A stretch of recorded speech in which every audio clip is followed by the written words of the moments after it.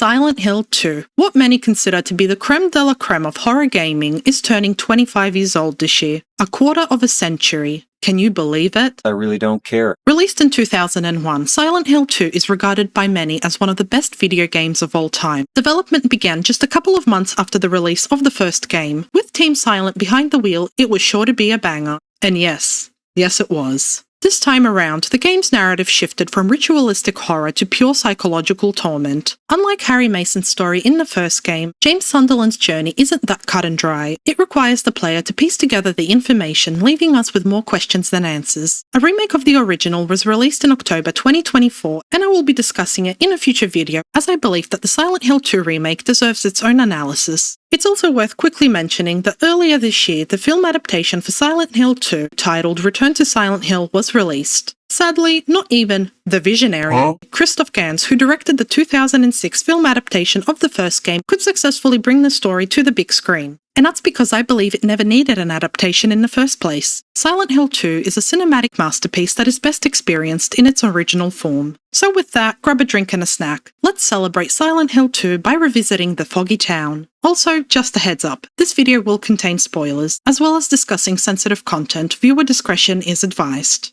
Now let's join James Sunderland in his mission and guide him through the town of Silent Hill. In the opening cutscene, we are introduced to our protagonist, James Sunderland, who is pondering over the sheer absurdity of his trip. James received a letter from his wife Mary to meet her in Silent Hill, but there's one problem. She died 3 years ago. Regardless, James makes it to the outskirts of town and begins his trek to Silent Hill. Making his way through a cemetery, James bumps into a young woman named Angela who is looking for her mother. Angela warns James that the town is not safe, but James is a man on a mission and doesn't care whether it's dangerous. After their interaction, he bids Angela goodbye and leaves. Upon reaching our destination, we are immediately surrounded by the signature ominous fog that envelops Silent Hill. Noticing a blood trail on the ground and a shadowy figure ahead, James begins pursuing it. At the end of the road, he catches up to the unwelcoming resident. Grabbing a plank, he pummels and defeats the monster. Inspecting the radio, he hears a woman's voice on the other end, although the message is distorted. Moving forward, the road to our destination, Rosewater Park, is blocked, so we gotta find another route. Exploring the town, James enters a trailer. A note inside reads, "I'll wait at Bar Neely's." Inside Neely's, we grab a map marked with points of interest and spot a message on the wall reading, "There was a hole here, it's gone now." At this time, the message has no clear meaning, but as we progress, it'll start to make sense. Following the marked spot on the map, James finds a key to Woodside apartments, so let's go. Inside the apartments, James begins investigating the dark and dank corridors. He ends up finding a trusty torch on a mannequin whose outfit is very similar to that of his late wife. Further exploring, he spots a key through the bars.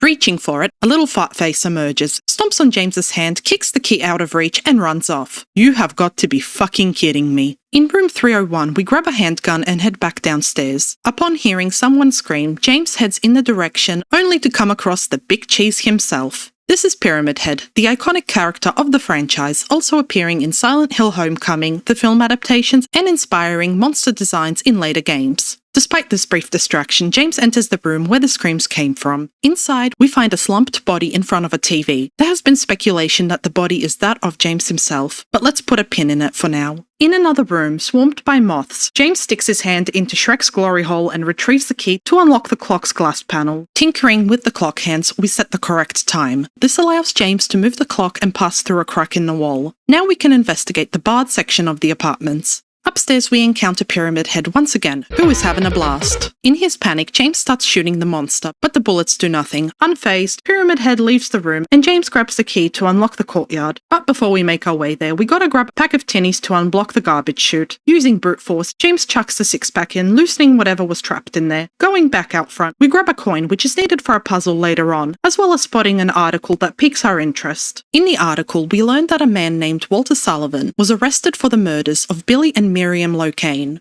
4 days later, he took his own life in jail. Walter is, of course, the antagonist of Silent Hill 4: The Room, which would release 3 years later. Reaching the other side of the building, we hear retching sounds coming from an apartment. Entering the room, we find a mutilated corpse in the kitchen and meet Eddie, who is puking his guts out after seeing the body. Before any introductions are made, Eddie asserts that he had nothing to do with it, but James brushes it off and politely introduces himself. He asks Eddie about the dead guy, with Eddie repeating that he didn't kill anyone. James casually asks him if he's buds with Pyramid Head, but Eddie has no idea who James is referring to. However, Eddie admits that he has encountered monsters in town, so he ran into the apartments to avoid them. Just like James, Eddie isn't from around here, and James deduces that something must have brought him here. With Eddie still sick, James leaves him and reaches the fire escape exit. This leads to an adjoining complex, so we take a leap and enter Blue Creek Apartments. Entering the new room, James notices a safe, but to open it, we'll have to make a sacrifice. In the bathroom, James has to stuff his hand down the shitter to retrieve a wallet with the code to the safe. And what do we get for it? Just a couple of boxes of ammo. Old mate didn't even attempt to wash his hands or anything. In another room, we bump into Angela again, but this time around she seems completely despondent and is brandishing a kitchen knife. James tries to convince Angela into giving him the knife, which at first she agrees. However, when James reaches out to grab it, Angela flips out and flees. Once James grabs the knife, he can examine it, but it may not be wise if you are going for a specific ending. We'll get to that. In room 209, James grabs the key to unlock the stairwell. Just a friendly reminder, whatever you do next, remember to save. For the love of God,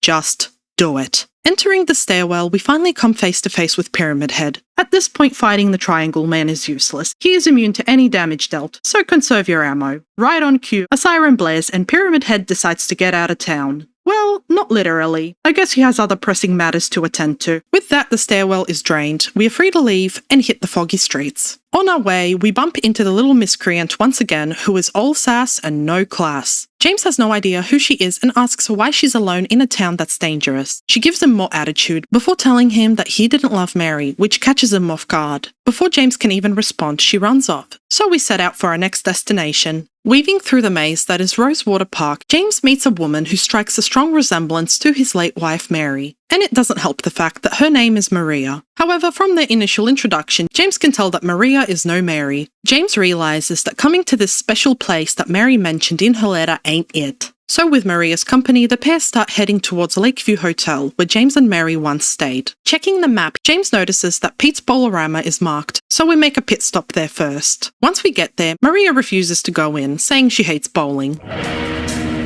Inside, James hears a conversation between Eddie and the little rapscallion that stomped on his hand earlier, who rips into Eddie for being a fat slob. Ha! You're just a gutless fatso. My word. But what's more interesting is that Eddie asks her if she has found Mary. Once James walks into the room, the little turd nopes out of there, and Eddie is just chillin', eating a pizza and not giving a damn. We learn that the girl's name is Laura, and James urges him to chase after her, although Eddie's like, she'll be right. James also rips into Eddie, albeit more politely about, you know, the life and death situation that is happening right now in the town. But Eddie is just fine. Ignorance is bliss, I guess. Going back outside, James meets up with Maria, who's out of breath after trying to catch up to Laura. Nonetheless, the duo chase after her, leading them to a gap where James's dumpy won't fit. So they take a detour through Maria's place of work, Heaven's Night. The two cut through the building, allowing them to head back on the road. Further down the street, Maria spots the little twerp running into Brookhaven Hospital, so let's go. Entering the hospital, James and Maria begin their search for Laura. Shortly after, Maria begins to feel unwell and has to lay down to rest. She claims it's just a hangover, but given Mary's medical history and the correlations between Mary and Maria, I think there may be something else going on. Leaving Maria to rest, James sets out to find Laura on his own. We meet new enemies, Bubblehead nurses. Just like Pyramid Head, they are the iconic enemies in the Silent Hill universe, making appearances in later games and film adaptations. Going up to the rooftop, Pyramid Head surprises us once again and knocks our ass down to the previously locked area, which allows James to investigate. He finally catches up to Laura on the third floor. James asks her how she knows Mary, and she claims she met her a year prior. He calls her a liar, but quickly walks it back, asking her to come with him. As they start walking down, Laura tells James that she left something behind. James tells her that they can return for it later, but when she tells him that it's a letter from Mary, he quickly changes his mind. Laura says it's in the back of the room, and yeah, this is definitely a trap. She locks James in, still pissed at him that he called her a liar. James, my dude, you just got bamboozled by an 8-year-old. He urges Laura to open the door, calling her a snotty little brat. Yeah, good luck with that, buddy. She nopes out again, leaving James to face off with the first boss, Fleshlip. The name is, unappealing, to say the least. According to lore, Fleshlip represents the verbal lashing out by Mary as her illness progressed. There are a total of 3, but James blows them up to smithereens. As soon as they're defeated, a siren sounds, and it cuts to a scene, a first-person view of the hospital shifting to the other world. Searching the hellscapes, James comes across a trippy door, which require finding 2 rings to unlock it. He finds one in the basement, and look who's also here. Hey girl, where you been? And oh boy, is she pissed at James. Which, I mean, fair. He did kinda leave her on her own. All you care about is that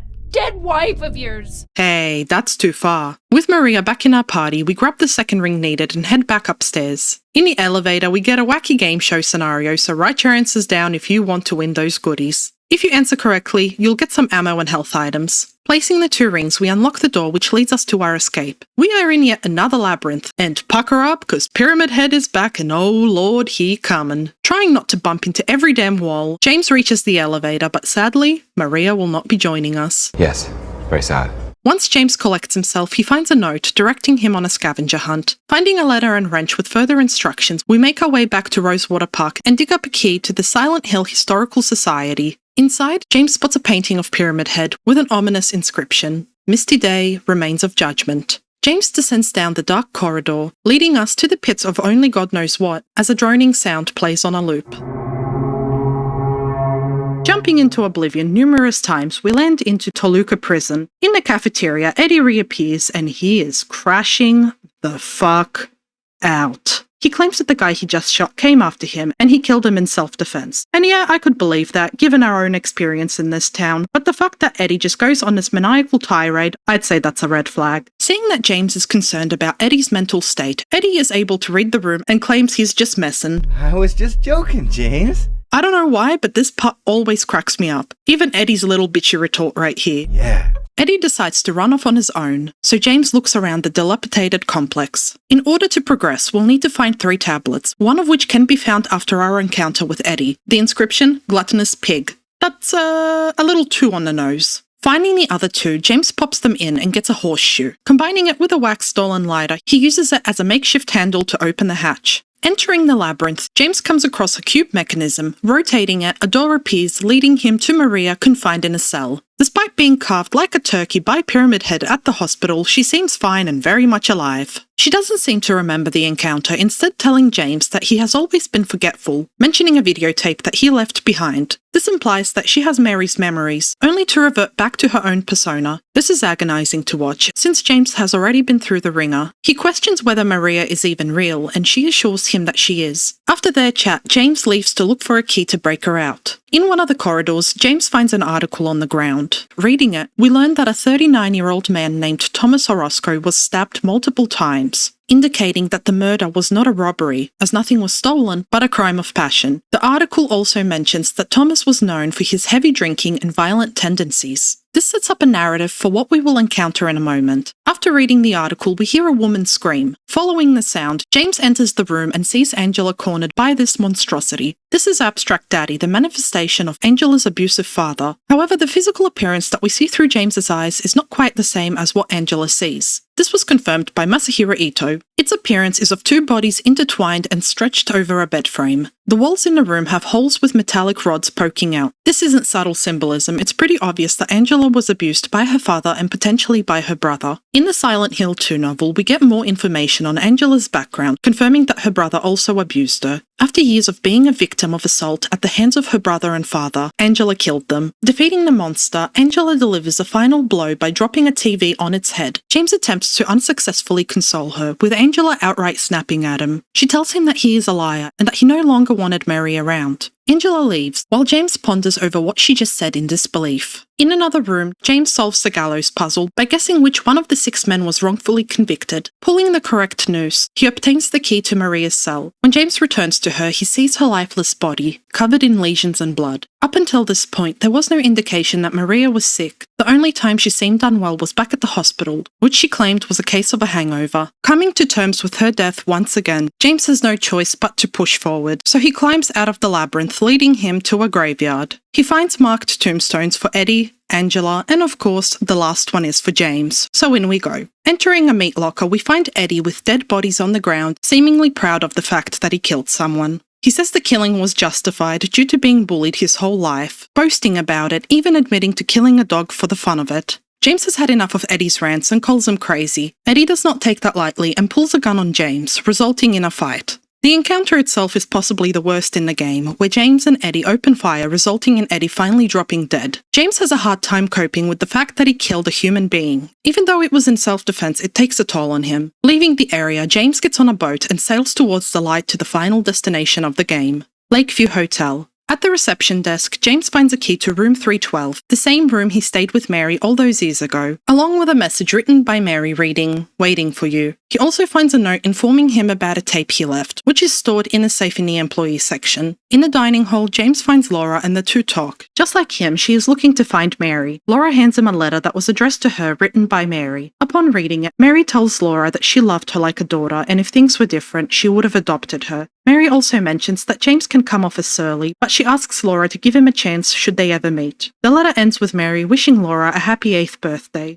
James asks Laura about her age, and when she tells him that she turned 8 last week, he begins to question his own memory and the circumstances of Mary's death. Laura tells James that Mary also left another letter addressed to him. However, the little dingus dropped it somewhere, so she runs off to find it. Exploring the hotel, we find a contraption requiring 3 music boxes in order to grab a key. In his search, he comes across an elevator in the employee room, but there's a problem. If James brings any item with him, even his torch, the elevator won't function. James removes his gear and travels down to the employee section. With no weapon or source of light, it ain't ideal. There he grabs the aforementioned tape and the last music box. With the music boxes back in their places, James takes the key to unlock the 3rd floor, and finally, we enter room 312. Inside, James plays the tape. It starts off with Mary looking out the balcony door, admiring the town. So far, nice and wholesome. However, Mary begins coughing, and then the video takes a drastic 180. The grainy footage then cuts to James, who grabs a pillow and suffocates Mary. The tape then abruptly ends. This is a lot to take in, so before James can even react to what he just witnessed, Laura comes barging in, asking him if he has finally found Mary. James responds by telling her the truth. Mary's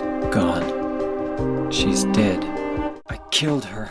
Betrayal. Jesus, this man has no filter. Whatever trust, be it minimal, was established between the two is now shattered. Laura tells him that she hates him and that she wants Mary back. With nothing else to say, she runs off, leaving him to wallow in his self-despair. Right after, James hears Mary's voice through his radio, begging him to come to her. Upon leaving the room, the hotel shifts into a dilapidated state. In the reading room, James listens to an audio recording between him and Mary's doctor, which gives us a little more info. James couldn't come to terms with Mary's illness, asking him how long Mary had left before she would die. The doctor told James that Mary had 3 years to live, but could die within months, and that is a heartbreaking revelation. This also makes a lot more sense. To James, Mary died 3 years ago. However, that's inaccurate since she met Laura a year prior. Their relationship crumbled. He felt overburdened with the responsibility of taking care of his ailing wife. So remember at the beginning of the game when James saw that message at Bar Neely's? There was a hole here. It's gone now. It's possible that James began drinking to cope with his issues, filling the hole of his despair. James also jumps into literal holes during the prison and labyrinth sections. These plunges into oblivion could symbolize him diving into his subconscious, remembering the actual events of Mary's death and his role in it. Should he return to the bar before heading to the Historical Society, a new message appears.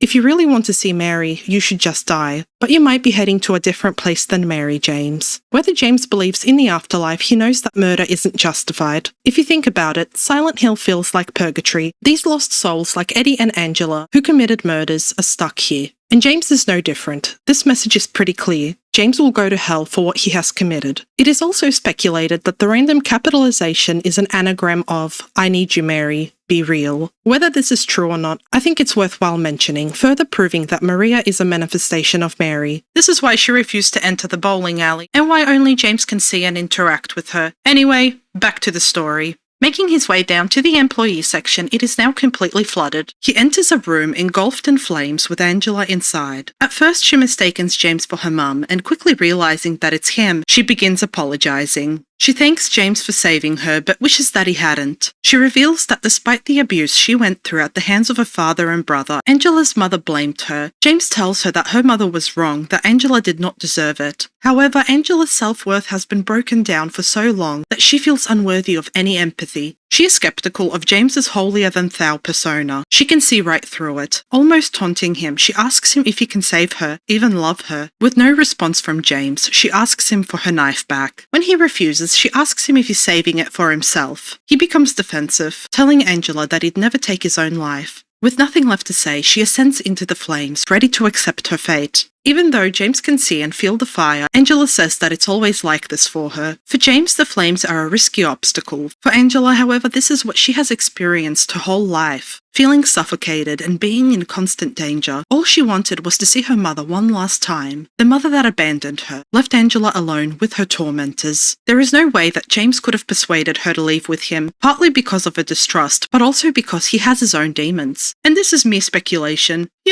armchair analysis. Angela sensed that James acknowledged her suffering, but he wasn't actually concerned about her. She saw it as someone who wanted to clear their conscience, to feel better about themselves for doing a good deed. She didn't want his fake pity, she just wanted for her pain to end. So she walks into the flames, with her fate unknown. Years later, Masahiro Ito confirmed that Angela does in fact die in this scene. It's a tragic end for a character that should have survived and deserved much better. Now it's time for James's reckoning. Walking into a room, he sees Maria, who apparently has infinite lives. This time she's held captive by 2 pyramid heads? I guess one wasn't enough. They execute her right in front of James's eyes, and in his anguish, he finally understands that he needed to be punished. Pyramid Head is just a manifestation of James's subconscious. His guilt and trauma had created a tangible creature, a hulking executioner, to pass its judgment on James. But now he is done with that, so it's time for a double boss fight.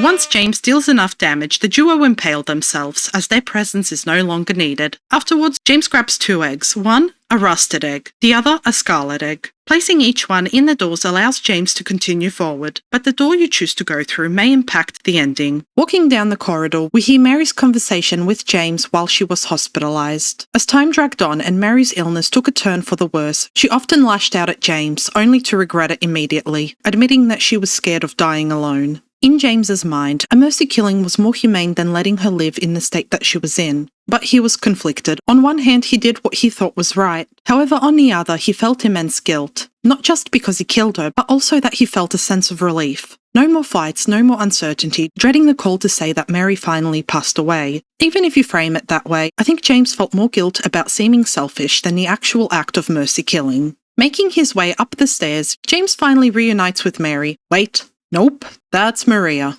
Again. James finally comes to terms that Mary is gone and that he no longer needs Maria. However, the dialogue differs, depending on the ending that you will get. In all of the endings, save for one, James rejects Maria, and in any case, she does not take kindly to that. The fight itself is pretty standard. Run away, shoot, rinse and repeat. Once she's been defeated, James delivers the final blow, ending the game. Now, depending on the decisions that you've made in the game, the outcome will differ. There are a total of 6 endings. Yeah, you heard that right. 6 endings. So let's go through each of them, one by one. Considered the good ending, leave is the easiest to obtain. Most players will likely get this one on their first playthrough. We see James talking to Mary on her deathbed. He admits that he felt trapped, even telling her he hates her. However, Mary doesn't buy it, claiming that if James truly despised her, then why would he feel remorse? He didn't hate Mary, but was rather resentful of the whole situation. Mary then tells James to go on with his life and hands him a letter. Mary states how lonely she felt, even blaming herself for her illness. She acknowledges the anger that she directed at James, understanding his growing frustration. Mary felt like she was an absolute burden and that James would be better off without her. It is absolutely heartbreaking to hear. She tells him that she will always love him, and then the letter ends with this line. James, you made me happy. No matter how many times I listen to this, I always tear up. In the final shot, we see James and Laura leaving together. Overall, it's a pretty happy ending. In the Maria ending, Mary replaces Maria as the final boss. She blames James for her death, for moving on with Maria, and refuses to forgive him. Understandably miffed, the two duke it out. After defeating Mary, James returns to Rosewater Park and reunites with Maria. Now with Mary gone for good, James is ready to move on and leaves with Maria. As the pair head towards the car, Maria begins coughing, much like Mary did, and James gives an ominous response. You'd better do something about that cough. He comes off aloof, almost sounding like a threat. I believe in this case, he is meant to be seen as a cold and selfish person. In this scenario, if Maria is in fact real and not a persona born from James's delusional psyche, it is likely that she will meet the same end as Mary. I wouldn't call this a good ending. It seems James has not learned from his past and is doomed to repeat the same mistakes. In Water is considered the bad ending. After the final fight, the scene plays out much like the Leave ending. However, Mary acknowledges that he killed her and tells him to end his own suffering. James then carries her body and the screen fades to black. All we are left with is the soothing backdrop of Toluca Lake as we listen to Mary's narration. During the game, if James doesn't pay attention to his health, or should he inspect Angela's knife several times, this will increase the chance of getting this ending from the perspective of James's guilt and despair. This ending would serve as canon, but the next one, titled Rebirth, may be the closest one that I would personally consider to be canon. On a second playthrough, James comes across a mysterious vial of liquid inside of room 105 at Blue Creek Apartments labelled White Chrism. This is one of the 4 items needed for the Rebirth ending. Afterwards, James will need 3 other key items: a book titled Lost Memories at the Gas Station, an obsidian goblet found inside the Silent Hill Historical Society, and finally another book titled Crimson Ceremony. Once you have all of the items, you'll get this ending automatically after finishing the game. In the cutscene, we see James rowing towards an island on Toluca Lake. The island is shown on the town's map south of Lakeview Hotel. In the boat, you can clearly see Mary's body being taken to the island. James apologizes to her for waking her up and claims that the old gods are still here. In the Book of Lost Memories, an excerpt mentions that according to legend, there is a place where holy ceremonies would be performed. This ceremony was called Resurrection of the Dead, where the original townsfolk believed that death was not the end. Some of the fandom speculate that this is the canon ending, and I agree. The fact that the lore of the ritual is expanded on throughout the game, it suggests that James would believe it and attempt to bring Mary back to life. The scene then ends with a shot of the island. Unfortunately, we never witness whether the ritual was a success. Now let's move on to the 2 joke endings, starting with the dog ending. To get the best ending in the game, you'll need to grab a key from a doghouse shortly after leaving Rosewater Park with Maria. Once you have access to the 3rd floor at the hotel, use the key to unlock the observation room. Inside, you'll meet Mira the dog, who has been the one responsible for all of these shenanigans, but look at how adorable she is. We see Mira approach James, giving him a boop, and the scene ends with this absolute banger.